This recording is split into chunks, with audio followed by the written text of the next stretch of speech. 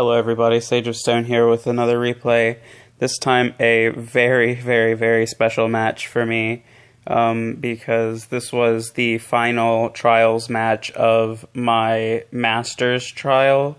And as you saw, I won, so I am now a Master. And even cooler was this was actually a Control Blood mirror match, which made it feel even better to have won.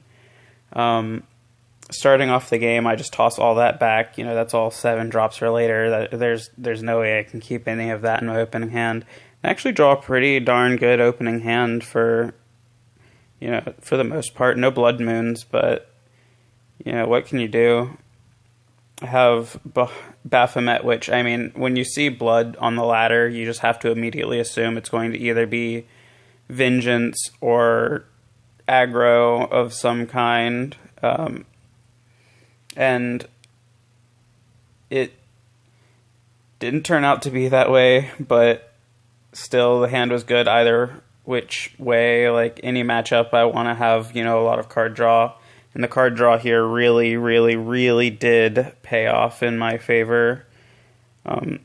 When he drops the Blood Moon, I actually got pretty giddy.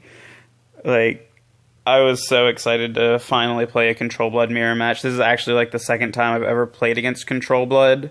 So basically everything that, like, every bit of like knowledge I have in this matchup is just like me doing what I would not want to have done to myself, I guess. He drops a really well-placed Hungering Horde, which causes me to overdraw a Blood Moon. And then I go into my turn and overdraw a Righteous Devil, which is a pretty awful 2 cards to get rid of. But I set myself up for it, so I can't complain. He drops a Revelation just to clear a Scarlet Saber, which I can't imagine being the best play. Like, maybe he didn't see how many cards he had versus how many cards I had. But doing a 1-for-1 with a Revelation on a creature that has, you know, 2 power is not exactly optimal. He drops Spawn here, and I'm like, oh, well, crap, I think I lose here. But he doesn't evolve the Spawn. So I think it's safe to assume that he doesn't really have he either doesn't have a lot of experience with the deck, or he's like me and hasn't ever played the matchup. But, you know, I knew to expect, like, a Zazel or something coming up next turn. I knew I couldn't just leave the Spawn on the field. That's just, you know, way too much damage. I couldn't allow it to attack even once. That would have been 13, then plus the Temptress Vampire would have been 18.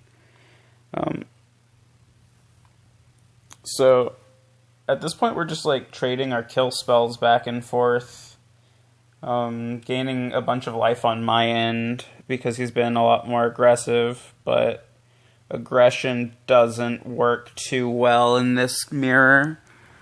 I drop a Spawn here. I completely expect it to get taken care of in some way, shape, or form. And I end up actually taking care of it myself, just by breaking this mask and then casting Revelation. Or, sorry, not Revelation, Bahamut. Yeah. Bit bigger than a Revelation. Which was actually a turning point in the game. He drops his second Spawn and nothing else, which is the game in my favor. Not a lot of Evo points used at all, like 3 remaining at the end of this game.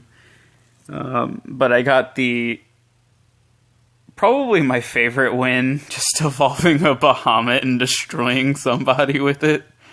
And I think that's a great introduction to Masters, like, knock knock, it's Bahamut, he's evolved. But yeah, a good game to my opponent. Next time, I don't want to sound condescending, but like pre-evolve that Spawn to keep it out of Revelation range in that matchup. It's very critical. Like, if you had the Azazel, I was just dead, and there wouldn't have been anything I could do about it. But very, very, very good game. I hope we meet again in Masters tier. And for everybody watching, thank you. Please subscribe and tune in next time.